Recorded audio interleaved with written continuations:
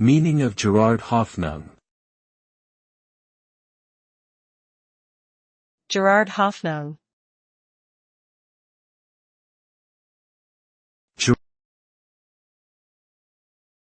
Gerard Hoffnung. Gerard Hoffnung. Gerard Hoffnung was a German-British artist, musician, and humorist. He was best known for his humorous drawings and illustrations, as well as his musical performances.